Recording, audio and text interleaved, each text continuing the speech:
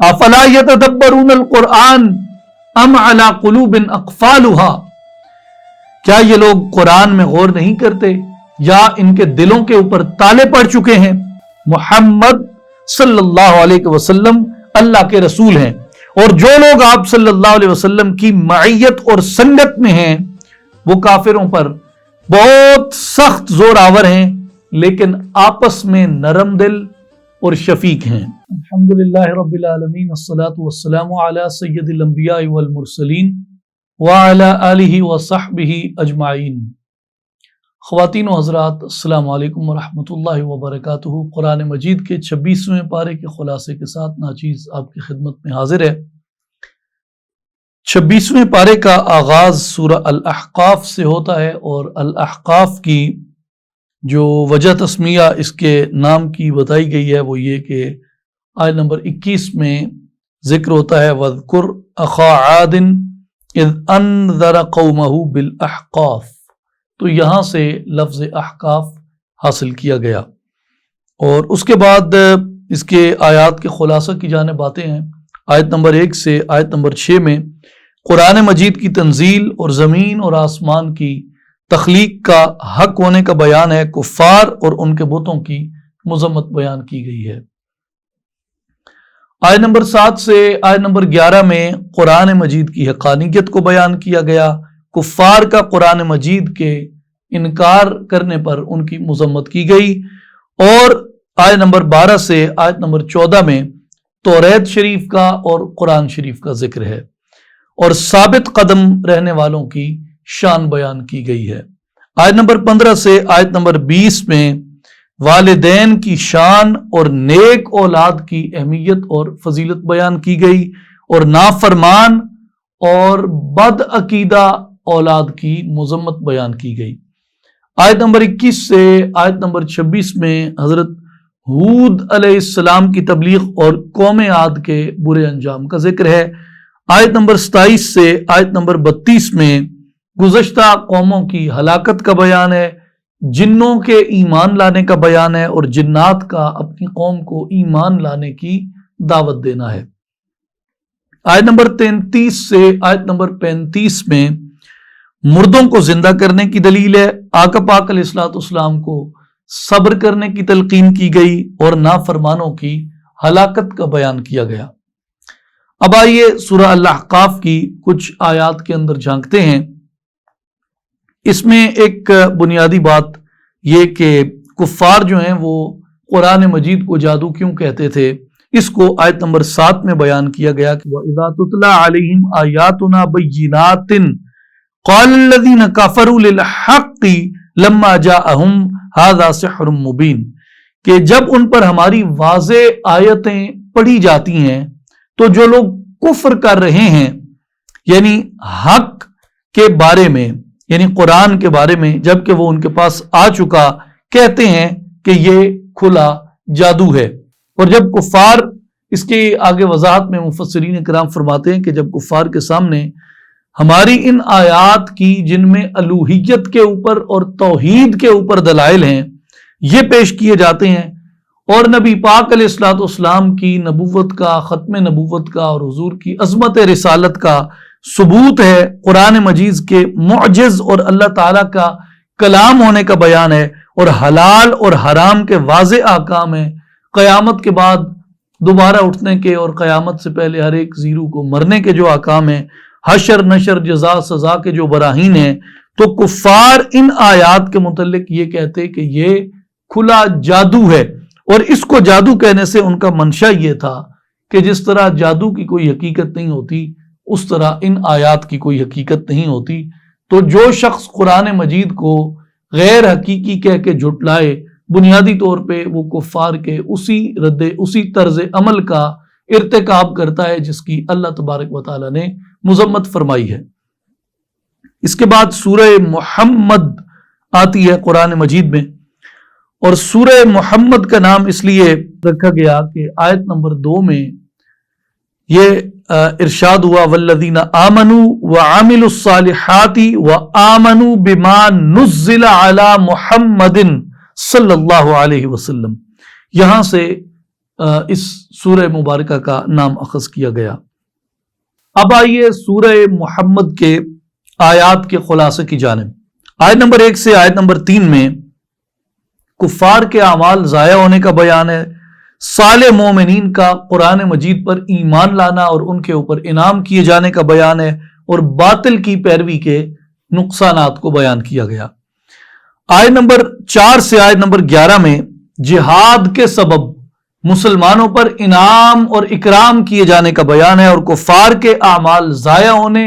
اور ان کا ہلاکت اور ذلت میں مبتلا ہونے کا بیان ہے۔ آیت نمبر 12 سے آیت نمبر 19 میں صالح مومنین کی جزا کا بیان ہے اور کفار کی سزا کا بیان ہے۔ بہت سی بستیوں والوں کو ہلاک کرنے کا بیان ہے، اور پرہیزگاروں کے لیے جنت کی اقسام بیان ہوئی، اور منافقین کے نفاق اور مومنین کے لیے استغفار کا بیان ہوا۔ آیت نمبر 20 سے آیت نمبر 32 میں مسلمانوں کی خواہش پر فرضیت جہاد کا بیان ہے، اور منافقوں کی پریشانی پر ان کے اوپر لعنت کی گئی، اور منافقوں کے ارتداد اور ان کے اسباب بیان کیے گئے اور ان کا انجام بیان کیا گیا۔ آیت نمبر 33 سے آیت نمبر 38 میں ایمان والوں کو اطاعت کا حکم دیا اور ان کے غالب ہونے کا بیان ہوا، اور کفار کے لیے بخشش نہ ہونے کا بیان ہوا۔ دنیاوی زندگی کا کھیل کود ہونے کا بیان ہوا، اور اللہ سے منہ پھیرنے کی وعید کا بیان ہوا۔ اب آئیے کچھ آیات مبارکہ میں دیکھتے ہیں۔ سورہ محمد کی آیت نمبر 22 ہے، فَهَلْ عَسَيْتُمْ إِن تَوَلَّيْتُمْ أَن تُفْسِدُوا فِي الْأَرْضِ وَتُقَطِّعُوا أَرْحَامَكُمْ، پس اے منافقو تم سے یہی توقع ہے کہ اگر تم قتال سے گریز کر کے بچ نکلو اور حکومت حاصل کر لو، تو تم زمین میں ہی فساد برپا کرو گے اور اپنے قرابتی رشتوں کو توڑ ڈالو گے، جن کے بارے میں اللہ اور رسول اللہ صلی اللہ علیہ وسلم نے ارشاد فرمایا کہ ان سے جڑے رہو۔ آیت نمبر 23 میں فرمایا اولئک الذین لعنہم اللہ فاصمہم واعمی ابصارہم، یہی وہ لوگ ہیں جن پر اللہ کی لعنت ہے اور ان کے کانوں کو بہرا کر دیا اور ان کی آنکھوں کو اندھا کر دیا۔ افلا یتدبرون القرآن ام علی قلوب اقفالھا، کیا یہ لوگ قرآن میں غور نہیں کرتے یا ان کے دلوں کے اوپر تالے پڑ چکے ہیں؟ اس کی وضاحت میں جو مفسرین کرام نے فرمایا اس کا خلاصہ یہ ہے کہ یہ جو آیات ہیں آیت نمبر 22 سے آیت نمبر 24 تک، ان آیات میں منافقین کے قول کی طرف رد کا اشارہ کیا گیا کہ جب ان کو مشرکین کے خلاف جہاد کا حکم کیا گیا اور قتال کا حکم کیا گیا تو انہوں نے جہاد میں شریک نہ ہونے کے لیے ایک عذر پیش کیا، اور انہوں نے عذر یہ پیش کیا کہ ہم مشرکین کا قتل کیسے کریں۔ ایک بات تو یہ کہ وہ انسان ہے اور انسانوں کو قتل کرنا کوئی اچھی بات نہیں ہے، دوسرا انہوں نے کہا کہ مشرکین عرب ہمارے رشتہ دار ہیں اور ہمارے قبیلوں کے ہیں، سو ان سے قتال کرنا اپنے نسبی رشتوں سے ٹوٹنے کے مترادف ہے اور انہیں منقطع کرنا ہے۔ تو اللہ تبارک و تعالی نے ان کے اس عذر کے جواب میں یہ ارشاد مبارک فرمایا کہ اگر تم کو زمین میں حکمران بنا دیا جائے تو تم زمین میں اپنی مرضی سے فساد کرو گے، اور جو شخص تمہاری مرضی کے خلاف کوئی کام کرے گا تم فوراً اس کو قتل کر دو گے۔ وہ اشخاص چاہے تمہارے رشتہ دار ہوں، چاہے تمہارے قبیلے سے ہوں، چاہے دوسرے قبیلوں سے ہوں، تم قتل و غارت کرو گے اور فساد کرو گے اور رشتوں کو منقطع کرو گے۔ اللہ کے حکم سے جہاد کو تو تم نے زمین میں فساد پھیلانا کہا ہے، اور اپنی خواہش سے زمین میں فساد پھیلاتے رہو گے۔ اور کیا تم زمانہ جاہلیت میں اپنی بیٹیوں کو زندہ درگور نہیں کرتے تھے؟ کیا یہ تمہارا فعل زمین کے اندر فساد پھیلانے کے مترادف نہیں تھا؟ یہ آیت مبارکہ آئینہ ہے، اور آئینہ کیا ہے؟ ایک طرف یہ کہتے ہیں کہ جہاد فساد ہے، اور دوسری طرف پوری کرۂ ارض کے اوپر قتل و غارت گری کا بازار جو ہے وہ گرم ہے۔ تو یہ منافقوں کے بارے میں یہ آیات نازل ہوئی، اور اس لیے علامہ اقبال رحمۃ اللہ علیہ فرماتے ہیں کہ باطل کے فال و فر کی حفاظت کے واسطے یورپ زرہ میں ڈوب گیا دوش تا کمر، حق سے اگر ہے غرض تو زیبا ہے کیا یہ بات، اسلام کا محاسبہ یورپ سے درگزر۔ اگر مسلمان اپنی فریڈم کے لیے، اپنی آزادی کے لیے جدوجہد کریں تو انہیں دہشت گرد کہا جاتا ہے، فلسطین کے اندر، کشمیر کے اندر، جوناگڑھ کے اندر، برما کے اندر اور دیگر کئی مقامات کے اوپر۔ لیکن اگر دنیا کے بڑے بڑے بدماش اور غنڈہ اگر اکٹھے ہو جائیں اور وہ پوری دنیا میں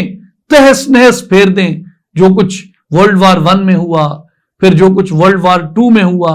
پھر اس کے بعد ورلڈ وار 2 کے بعد جو کچھ کولڈ وار میں ہوتا رہا، اور کولڈ وار کے اختتام کے بعد اب جو اسلامی دنیا کی جو حالت کی جا رہی ہے، یہ سارا نقشہ قرآن مجید نے واضح کر دیا کہ تم جہاد کو تو فساد کہہ رہے ہو، لیکن خود جو کچھ تم کرتے ہو تمہاری نظر میں وہ کیا ہے۔ اس کے بعد سورہ فتح آتی ہے، اور سورہ فتح میں اس کی وجہ تسمیہ اس کے نام کی یہ بیان کی گئی کہ اس کی پہلی آیت میں یہی ارشاد ہوتا ہے اِنَّا فَتَحْنَا لَكَ فَتْحًا مُبِينًا، تو یہاں سے یہ نام اس سورت کا اخذ کیا گیا۔ آیات کے خلاصے میں آیت نمبر 1 سے آیت نمبر 10 میں فتح مبین اور محبوب خدا صلی اللہ علیہ وآلہ وسلم کے لیے 5 انعامات کا ذکر ہوا،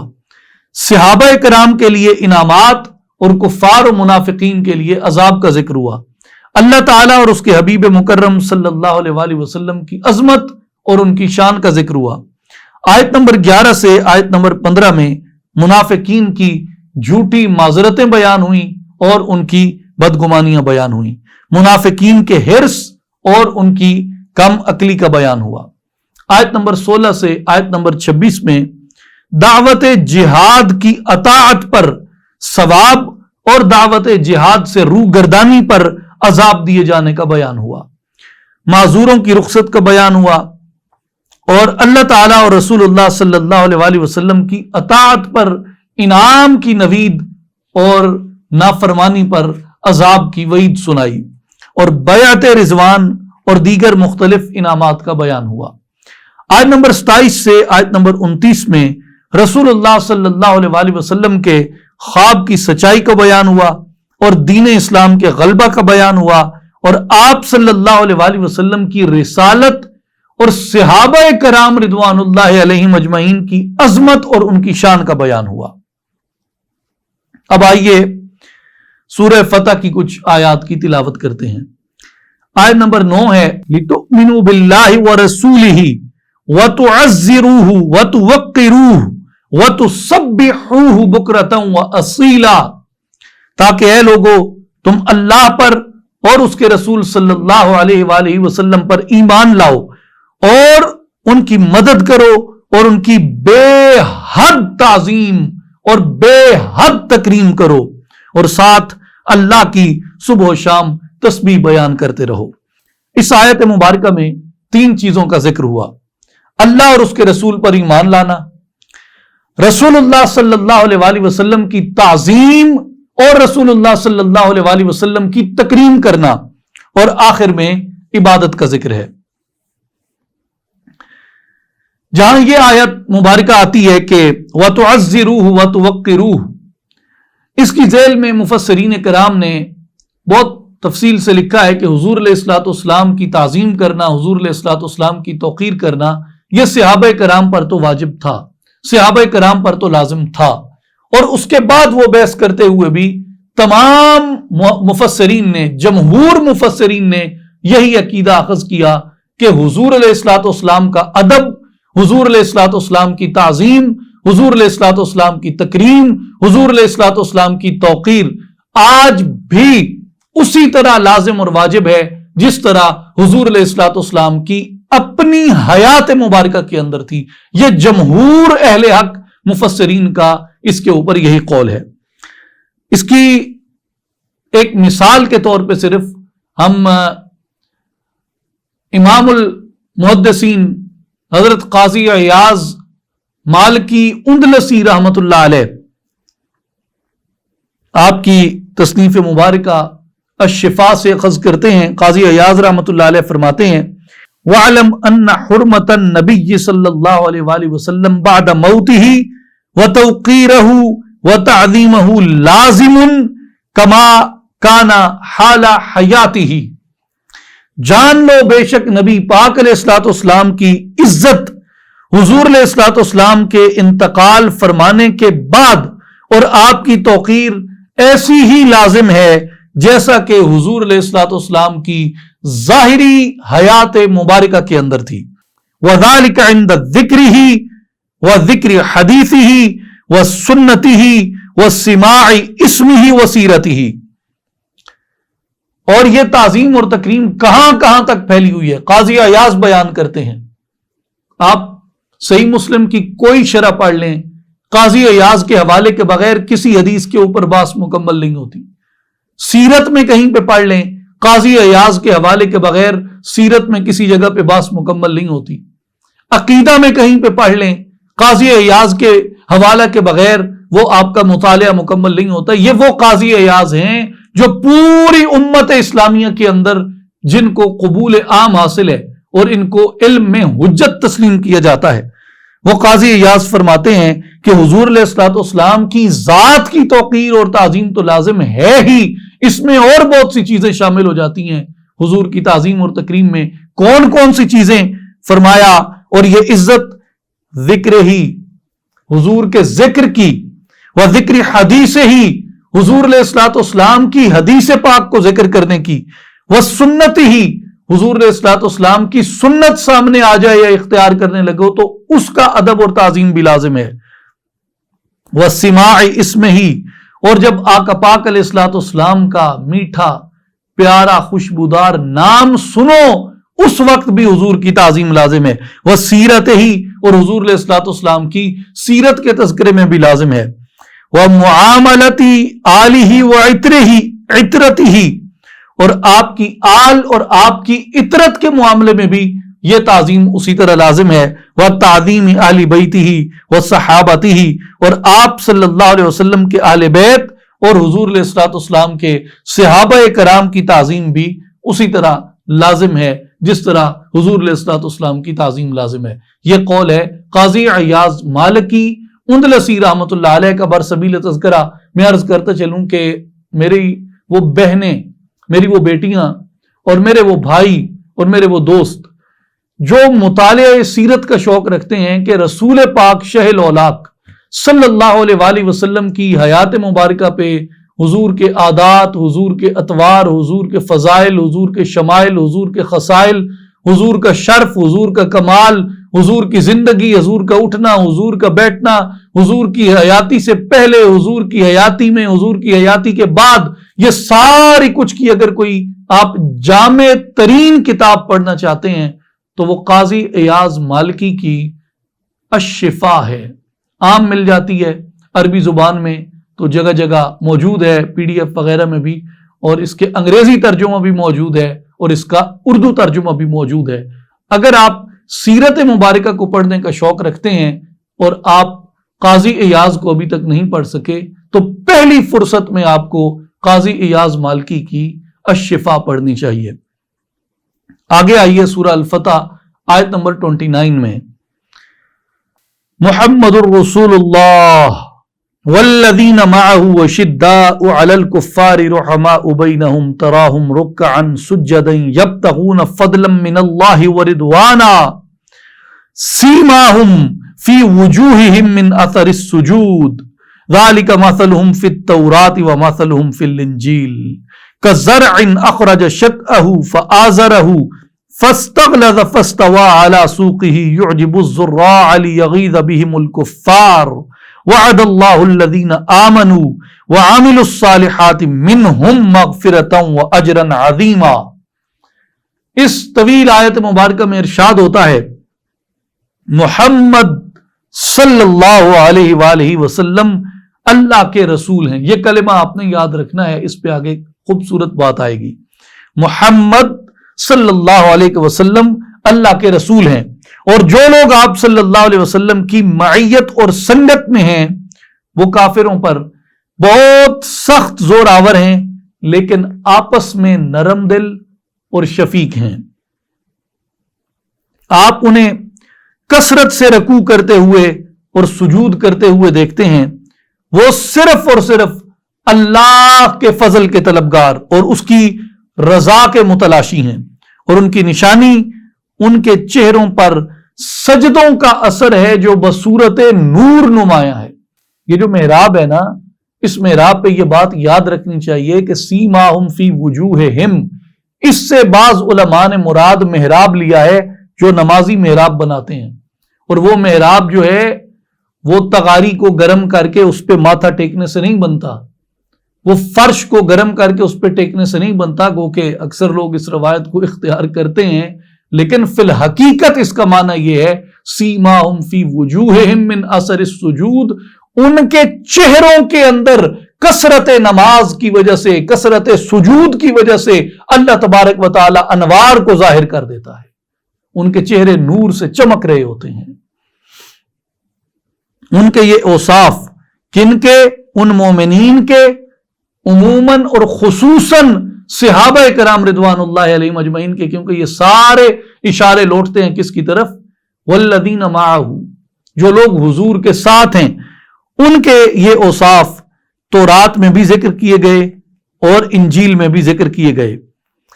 وہ صحابہ ہمارے محبوب مکرم صلی اللہ علیہ وآلہ وسلم کی کھیتی کی طرح ہیں، جس نے سب سے پہلے اپنی باریک سی کومپل نکالی، پھر اسے طاقتور اور مضبوط کیا، پھر وہ موٹی اور دبیز ہو گئی، پھر اپنے تنے پر سیدھی کھڑی ہو گئی، اور جب سرسبز اور شاداب ہو کر لہلہائی تو کاشتکاروں کو کیا ہی اچھی لگنے لگی۔ اللہ نے اپنے حبیب صلی اللہ علیہ وسلم کے صحابہ کو اسی طرح ایمان کے تناور درخت بنایا ہے۔ یہ مفسرین اور مترجم کا یہ جملہ اضافی ہے اس میں، لیکن خوبصورت ہے کہ اللہ تعالیٰ نے اپنے حبیب صلی اللہ علیہ وسلم کے صحابہ کو اسی طرح ایمان کے تناور درخت بنایا ہے، تاکہ ان کے ذریعے وہ محمد الرسول اللہ صلی اللہ علیہ وآلہ وسلم سے جلنے والے کافروں کے دل جلائے۔ اللہ تعالیٰ نے ان لوگوں سے جو ایمان لائے اور نیک اعمال کرتے رہے مغفرت اور اجر عظیم کا وعدہ فرمایا ہے۔ اب آئیے اس کی وضاحت کی جانب۔ اس آیت مبارکہ میں فرمایا ہے کہ محمد الرسول اللہ صلی اللہ علیہ وسلم، آیت کا جو یہ حصہ مبارکہ ہے یہ حضور علیہ الصلوۃ والسلام کی تسلی کے لیے نازل ہوا۔ اس سے پچھلی آیت کو اگر آپ دیکھیں تو اس کے اندر حضور علیہ الصلوۃ والسلام کو اللہ تعالیٰ نے یہ ارشاد فرمایا کہ وَكَفَى بِاللَّهِ شَهِيدًا، اے حبیب صلی اللہ علیہ وسلم آپ کی گواہی کے لیے اللہ کافی ہے۔ تو جب صلح حدیبیہ ہوئی، کفار اور مشرکین نے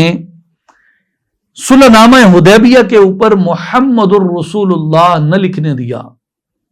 اور کہا کہ ہم تو محمد کو رسول اللہ نہیں مانتے، تو اللہ تبارک و تعالی نے یہ کہا کہ حبیب، یہ کفار، یہ مشرکین، یہ تمہیں محمد الرسول اللہ مانے یا نہ مانے، ہم اس پاک کتاب میں بیان کیے دیتے ہیں محمد الرسول اللہ والذین معه اشداء علی الکفار رحماء بینہم۔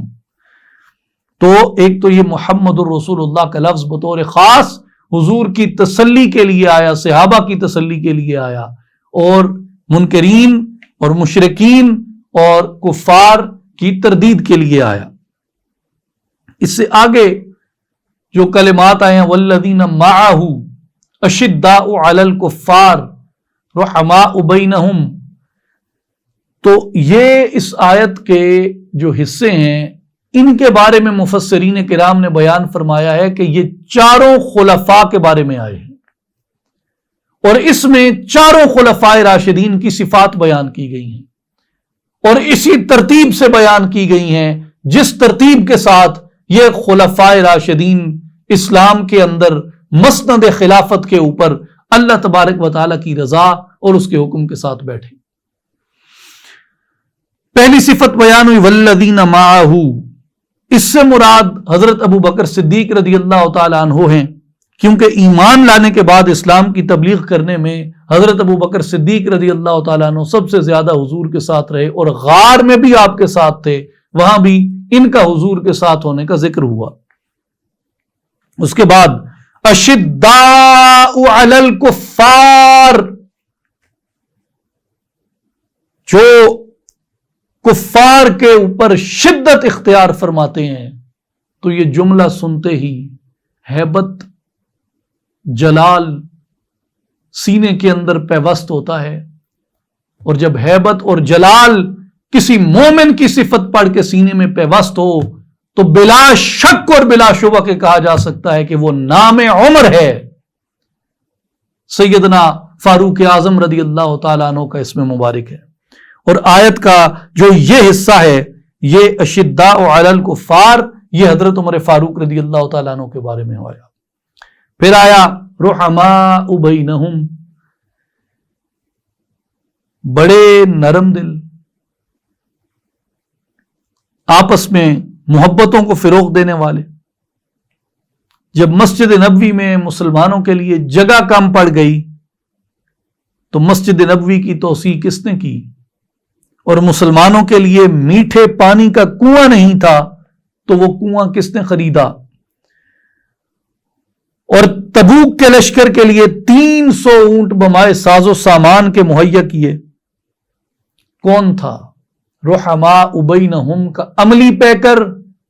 ذی النورین عثمان ابن عفان رضی اللہ تعالی عنہ خلیفہ ثالث تھے۔ اور چوتھی صفت بیان ہوئی تراہم رکعا سجدا،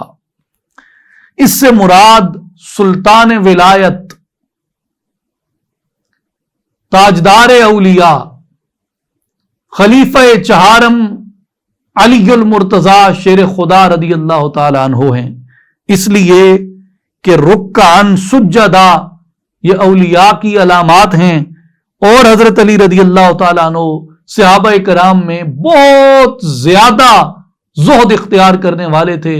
اور آپ کی راتیں اکثر رکوع میں اور سجدہ میں گزرتی۔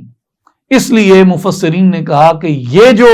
4 مقامات ہیں سورہ الفتح کی آیت نمبر 29 کے والذین معہ اشداء علی الکفار رحماء بینہم تراہم رکعا سجدا، یہ 4 مقام جو ہیں یہ چاروں خلفائے راشدین کی بالترتیب توصیف، وصف اور تعریف بیان کرتے ہیں۔ حضرت جابر ابن عبداللہ رضی اللہ تعالی عنہ آپ روایت فرماتے ہیں کہ نبی پاک علیہ الصلوۃ والسلام نے فرمایا ان اللہ عز وجل اختار اصحابی علی جمیع العالمین سوى النبیین والمرسلین، فرمایا بے شک اللہ تعالیٰ نے میرے اصحاب کو تمام عالمین پر چن لیا ہے سوائے انبیاء اور مرسلین کے، یعنی انبیاء اور مرسلین کے بعد اگر کسی کا رتبہ، کسی کا درجہ، کسی کی عظمت ہے تو وہ میرے نبی کے اصحاب کی ہے۔ واختار علی من اصحابی اربعۃ، پھر میرے پاک نبی نے فرمایا کہ میرے اصحاب میں سے میرے لیے 4 صحابہ کو بطور خاص چن لیا، ابو بکر و عمر و عثمان و علی، وہ 4 ابو بکر ہیں، عمر ہیں، عثمان ہیں اور علی ہیں رضی اللہ عنہم۔ فہؤلاء خیر اصحابی واصحابی کلہم خیر، حضور نے فرمایا پس وہ سارے میرے بہترین اصحاب ہیں، اور پھر فرمایا واصحابی کلہم خیر، میرا جو بھی صحابی ہے وہ خیر ہیں۔ واختار امتی علی سائر الامم، اللہ تبارک و تعالی نے میری امت کو تمام امتوں کے اوپر چن لیا ہے۔ امام ترمذی رحمۃ اللہ علیہ نے، امام احمد ابن حنبل رضی اللہ تعالیٰ عنہ نے، اور کئی دیگر محدثین نے یہ حدیث مبارک نقل فرمائی ہے حضرت عبداللہ ابن مغفل رضی اللہ تعالیٰ عنہ سے کہ رسول اللہ صلی اللہ علیہ وآلہ وسلم نے فرمایا میرے صحابہ کے بارے میں اللہ سے ڈرو، میرے بعد انہیں اپنے کلام کا نشانہ نہ بناؤ، پس جس نے ان سے محبت کی میری محبت میں ان سے محبت کی، اور جس نے ان سے بغض رکھا اس نے میرے بغض میں ان سے بغض رکھا، جس نے انہیں اذیت پہنچائی اس نے مجھے اذیت پہنچائی، جس نے مجھے تکلیف پہنچائی بے شک اس نے اللہ کو ناراض کیا، اور جس نے اللہ کو ناراض کیا قیامت کے دن اس کی شدید پکڑ ہوگی۔ بات شروع کہاں سے ہوئی؟ حضور کے صحابہ کے ادب کے بارے میں فرمایا انہیں اپنے کلام کی تیزیوں کا نشانہ نہ بناؤ، ان سے محبت کرو گے تو میری محبت میں ان سے محبت کرو گے، ان سے بغض رکھو گے تو میرے بغض میں ان سے بغض رکھو گے۔ جسے مجھ سے بغض ہے اسے میرے صحابہ سے بغض ہوگا، جسے مجھ سے محبت ہے اسے میرے صحابہ سے محبت ہوگی۔ اب آئیے محمد الرسول اللہ صلی اللہ علیہ وسلم، یہ جو اسم پاک ہے یہ قرآن مجید میں 4 مقامات پر آیا ہے، اسم محمد صلی اللہ علیہ وسلم، اور اسم احمد جو ہے یہ ایک بار آیا ہے قرآن مجید میں، آل عمران میں، الاحزاب میں، سورہ محمد میں اور سورہ فتح میں۔ آل عمران کی آیت نمبر 144، الاحزاب کی آیت نمبر 40، سورہ محمد کی آیت نمبر 2 اور سورہ فتح کی آیت نمبر 29۔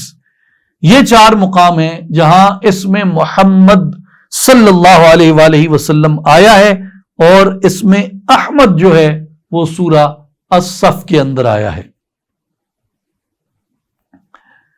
اور اسم محمد صلی اللہ علیہ وآلہ وسلم کی بے شمار فضیلتیں، بے شمار برکتیں بیان کی گئی ہیں، جن میں ایک فضیلت حضور علیہ الصلوۃ والسلام کے اسم محمد کی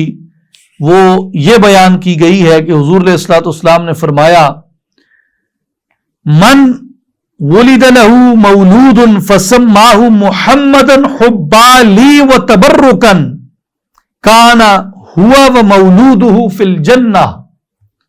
میرے آقا پاک علیہ الصلوۃ والسلام نے فرمایا کہ جس کا بچہ پیدا ہوا اور اس نے میری محبت میں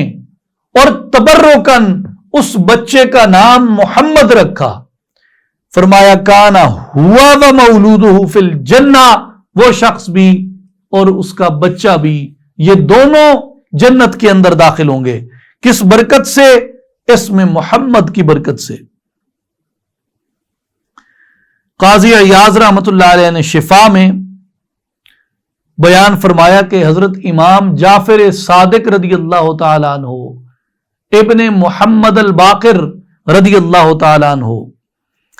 حضرت امام جعفر صادق نے روایت کیا اپنے والد گرامی حضرت امام محمد الباقر رضی اللہ تعالیٰ عنہ سے، اذا کان یوم القیامت نادا مناد الا لیقم من اسمہ محمد فلیدخل الجنۃ لکرامت اسمہ۔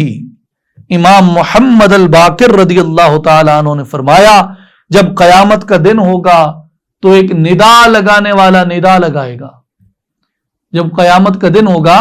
تو ایک ندا لگانے والا ندا لگائے گا، الا لیقم من اسمہ محمد، وہ سب کھڑے ہو جاؤ جن کے نام میں محمد ہے یا جن کا نام محمد ہے، فَلْيَدْخُلِ الْجَنَّةَ لِكَرَامَةِ اسْمِهِ، حضور علیہ الصلوۃ والسلام کے اسم پاک کی توقیر میں، اسم پاک کی تعظیم میں ان سب کو جنت میں داخل کیا جائے گا۔ یہ امام محمد الباقر رضی اللہ تعالیٰ عنہ کا قول ہے جسے امام جعفر الصادق رضی اللہ تعالیٰ عنہ نے بیان فرمایا۔ اس کے بعد سورہ الحجرات میں آتے ہیں، اس کا نام الحجرات ہے اور اس کو اخذ کیا گیا اس نام کو آیت نمبر 4 سے، ان الذین ینادونک من وراء الحجرات اکثرهم لا یعقلون۔ اب آئیے سورہ الحجرات کے آیات کے خلاصے کی جانب۔ آیت نمبر 1 سے 5 میں ایمان والوں کے لیے، ایمان والوں کے لیے بارگاہ نبوی صلی اللہ علیہ وآلہ وسلم کے ادب اور احترام کی تلقین کی گئی، اور حضور علیہ الصلوۃ والسلام کی بارگاہ پاک کا ادب نہ ہونے یا نہ کرنے کی صورت میں تمام اعمال، تمام نیکیاں برباد ہو جانے کی وعید دی گئی، اور ادب اختیار کرنے کی صورت میں یعنی ادب مصطفیٰ اختیار کرنے کی صورت میں دلوں کے تقوی کی بشارت کو بیان کیا گیا۔ آیت نمبر 6 سے آیت نمبر 12 میں فاسق کی خبر کی تحقیق کا حکم ہوا کہ کوئی فاسق شخص اگر خبر لائے تو اس کی خبر کی تحقیق کیا کرو۔ رسول خدا صلی اللہ علیہ وسلم کی اہمیت اور صحابہ کرام کی شان کو بیان کیا گیا۔ 2 مسلمان گروہوں کے درمیان صلح کروانے کی اہمیت کو بیان کیا گیا، اور چند معاشرتی برائیوں کی ممانعت کا بیان ہے۔ آیت نمبر 13 سے آیت نمبر 18 میں انسانی قبائل، خاندان کی اہمیت کو تقوی کے ساتھ ملا کر بیان کیا گیا، اور قبیلہ بنو اسد کے دیہاتیوں کی مذمت کی گئی اور مخلص مومنین کی شان کو بیان کیا گیا۔ اب آئیے سورہ الحجرات کی بعض آیات کی تلاوت کرتے ہیں۔ اس کا آغاز ہوتا ہے یا ایھا الذین آمنوا لا تقدموا بین یدی اللہ ورسولہ واتقوا اللہ ان اللہ سمیع علیم۔ اے ایمان والو، کسی بھی معاملے میں اللہ جل شانہ اور اس کے رسول صلی اللہ علیہ وآلہ وسلم سے آگے نہ بڑھو اور اللہ سے ڈرتے رہو کہ کہیں تم سے حضور علیہ الصلوۃ والسلام کی بے ادبی سرزد نہ ہو جائے، اس لیے آگے نہ بڑھا کرو، بے شک اللہ خوب جاننے والا اور دیکھنے والا ہے۔ حافظ ابن کثیر علیہ الرحمہ آپ فرماتے ہیں اپنی تفسیر میں ہذہ آداب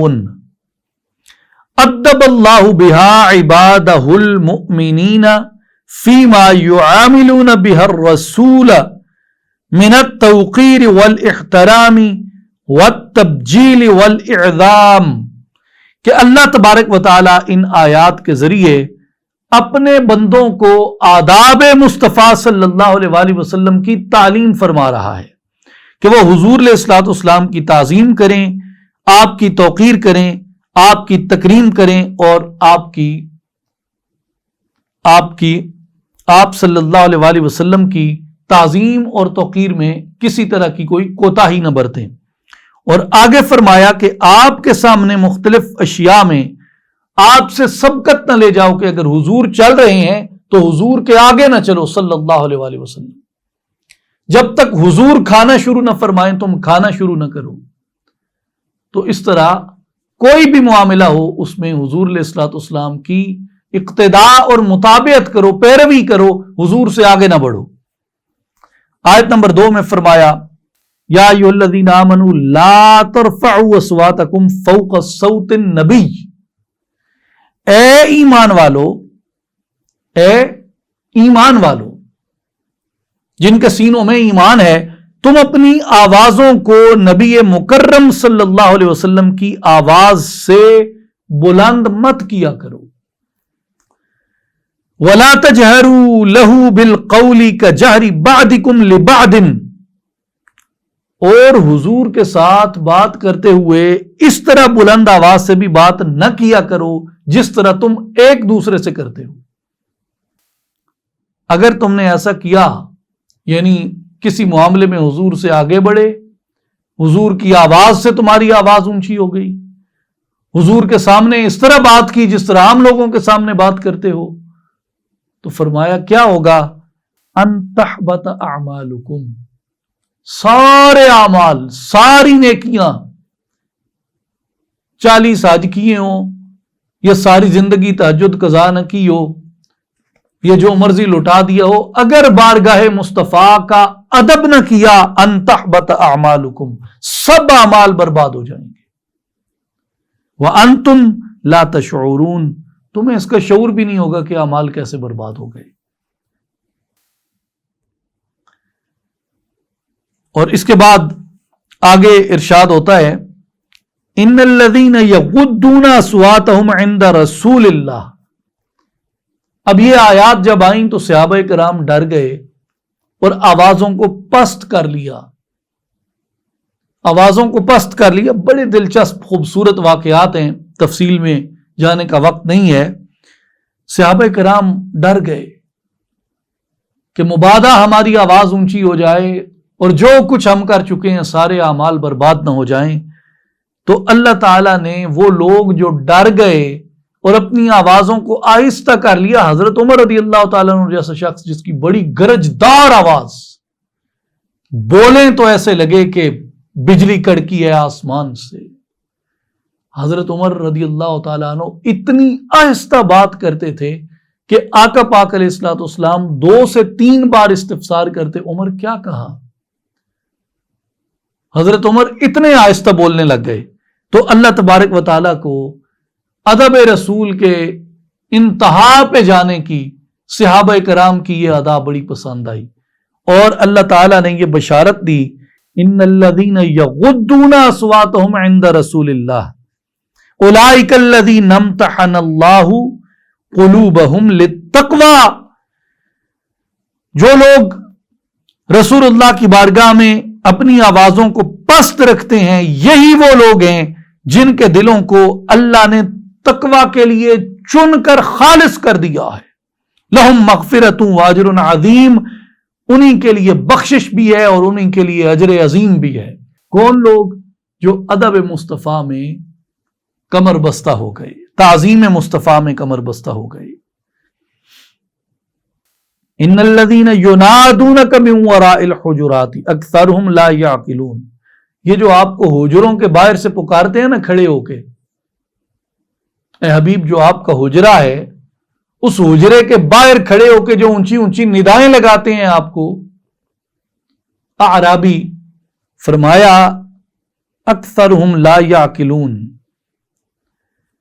یہ عقل ہی نہیں رکھتے۔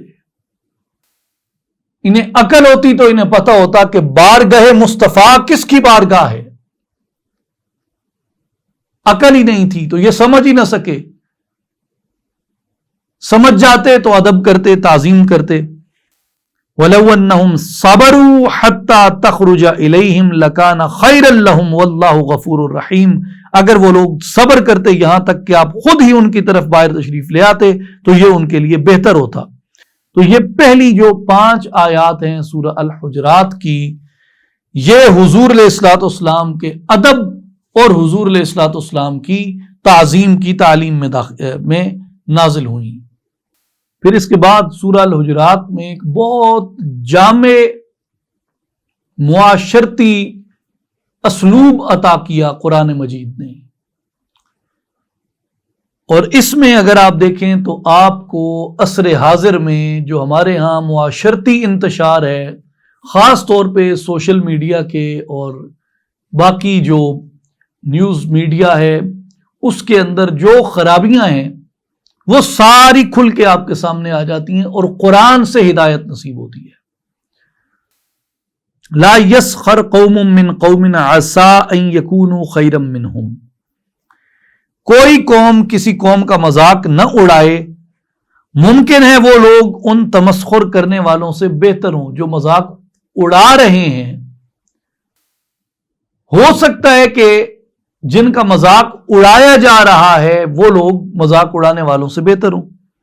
وَلَا نِسَاءٌ مِّن نِّسَاءٍ عَسَىٰ أَن يَكُنَّ خَيْرًا مِّنْهُمْ، اور نہ ہی عورتیں دوسری عورتوں کا مذاق اڑائیں، ممکن ہے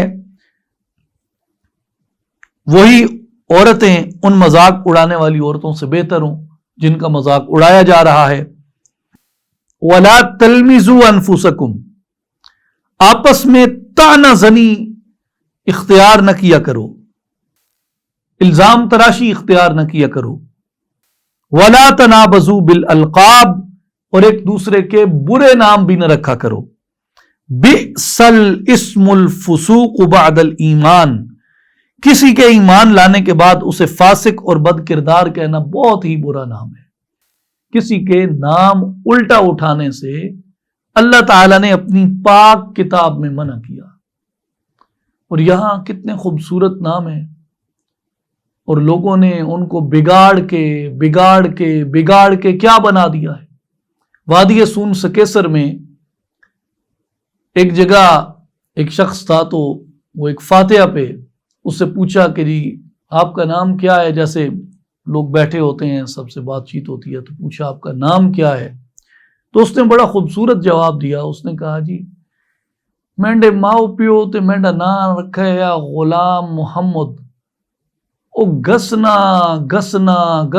گھاما بن گیا۔ اب کتنا خوبصورت نام تھا، غلام محمد۔ یہ صرف نام نہیں ہے، یہ دعا ہے۔ غلام محمد کسی کو کہنا نام نہیں، نام تو ہے، شناخت تو ہے، یہ نام سے بڑھ کر یہ دعا ہے۔ کسی کو عبد الرحمن کہنا، یہ نام تو ہے، یہ دعا ہے۔ عبداللہ یہ نام ہے، یہ دعا بھی ہے. فرض کیا کسی کا نام ہے علم الدین،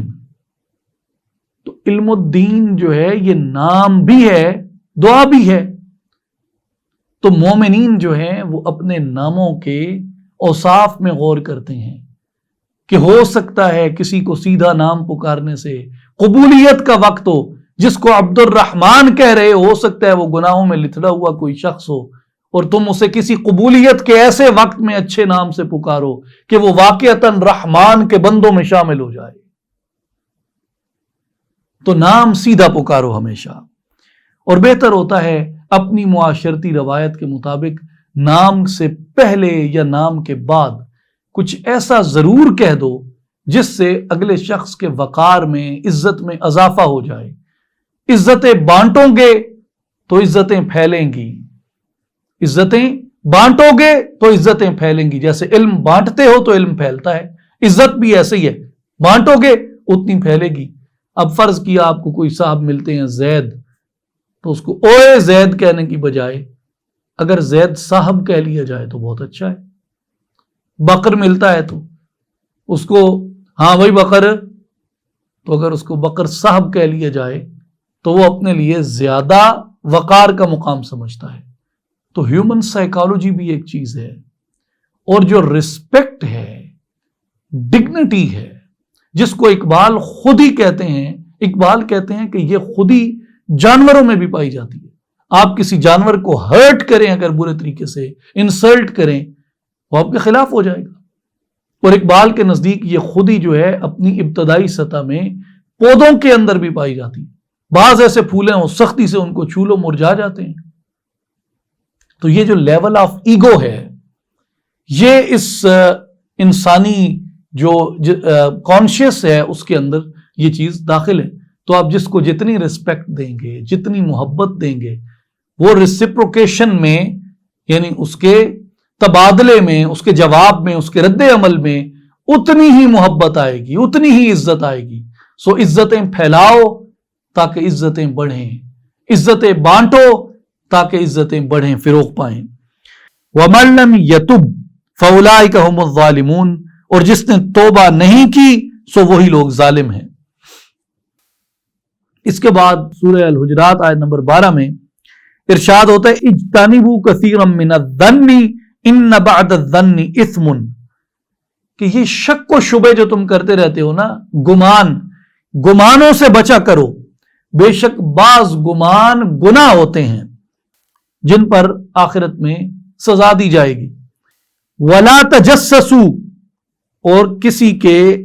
عیبوں کی جستجو نہ کیا کرو. یہ جو سوشل میڈیا کے اوپر جو ہنگامہ آرائی دیکھتے ہیں وہ تو قرآن کے اصول کے خلاف ہے. قرآن تو کہتا ہے وَلَا تَجَسَّسُوا وَلَا يَغْتَبْ بَعْضُكُمْ بَعْضًا، اور پیٹھ پیچھے ایک دوسرے کی برائی نہ کیا کرو، غیبت نہ کیا کرو. اور غیبت کرنے کی قرآن مجید نے ایسی مثال دی ہے کہ پڑھ کے جسم کانپ اٹھتا ہے. أَيُحِبُّ أَحَدُكُمْ أَن يَأْكُلَ لَحْمَ أَخِيهِ مَيْتًا فَكَرِهْتُمُوهُ، کیا تم میں سے کوئی شخص پسند کرے گا کہ وہ اپنے مردہ بھائی کا گوشت کھائے، سو تم اس سے نفرت کرتے ہو. کیوں؟ تم اپنے بھائی کی اس کی پیٹھ پیچھے اس کا گلہ کرتے ہو. جب تم کسی کا گلہ کرتے ہو، اس کی غیبت کرتے ہو، تو یہ ایسے ہی ہے جیسے تم اپنے مردہ بھائی کا گوشت کھا رہے ہو. وَاتَّقُوا اللَّهَ إِنَّ اللَّهَ تَوَّابٌ رَحِيمٌ، ان معاملات میں اللہ سے ڈرو، بے شک اللہ توبہ کو بہت قبول فرمانے والا ہے. اس کے بعد سورہ قاف آتی ہے. اس سورہ کا جو نام ہے قاف، یہ اس سورت کا پہلا لفظ ہے، اور جس طرح دیگر سورتوں کو حروف سے شروع کیا گیا، اس سورت کو بھی حروف الہجا سے شروع کیا گیا، یعنی قاف اس کا نام ہے. آیات کے خلاصے میں آئیے، آیت نمبر 1 سے آیت نمبر 11 میں قرآن مجید کی قسم اٹھائی گئی، بعثت محمدی صلی اللہ علیہ وسلم کا بیان ہوا، حشر و نشر کے اوپر کفار کے تعجب کو بیان کیا، اور حشر و نشر پر قدرت الہی کے دلائل کا بیان ہے. آیت نمبر 12 سے آیت نمبر 18 میں قوم نوح، قوم عاد، قوم سمود، قوم لوط، قوم شعیب کی جو قوموں نے جو تکذیب کی اس کا بیان ہوا،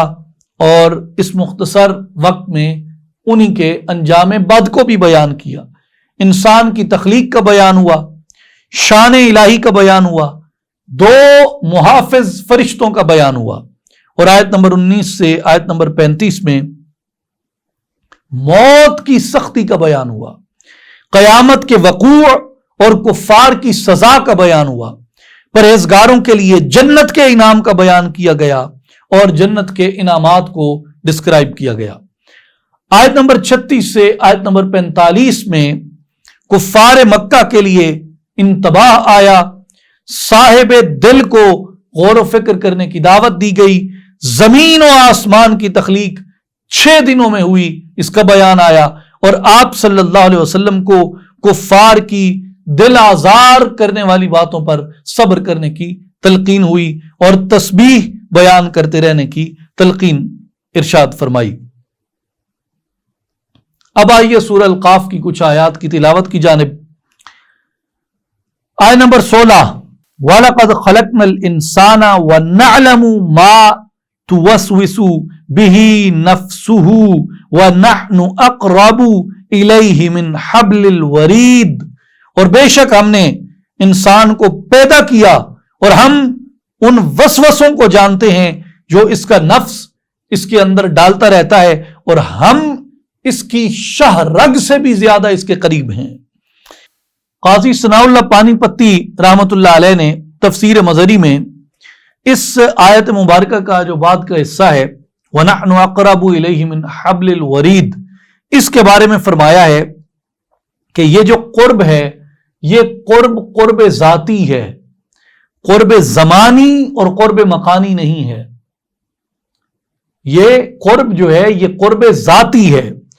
اور نہ ہی مطلقاً کسی کیفیت کے ساتھ متکیف اور متصف ہے۔ اس قرب کو اگر معلوم کرنا ہو تو اس کا ایک ہی طریقہ ہے، اور وہ طریقہ ہے نور فراست۔ یعنی اس قرب کی کیفیت کو آپ اپنے بعض تجربات سے، جیسا کہ دعا ہے یا جیسا کہ اس کے حضور گڑ گڑانا ہے یا اس سے مدد مانگنا ہے، ان کیفیتوں میں آپ اس کے قرب کو محسوس کرتے ہیں۔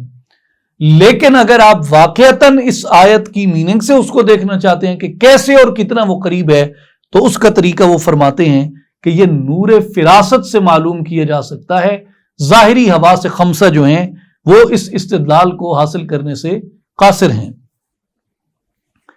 پھر آتے ہیں سورہ الذاریات کی جانب۔ اس کا جو نام ہے وہ الذاریات، وہ اس سورت کی پہلی آیت میں اس لفظ سے نکل لیا گیا ہے، والذاریات ذروا۔ اور اس کے بعد اب آئیے اس کی آیات کے خلاصے کی جانب۔ سورہ الذاریات کی آیت نمبر 1 سے آیت نمبر 14 تک ہواؤں، بادلوں، کشتیوں اور فرشتوں کی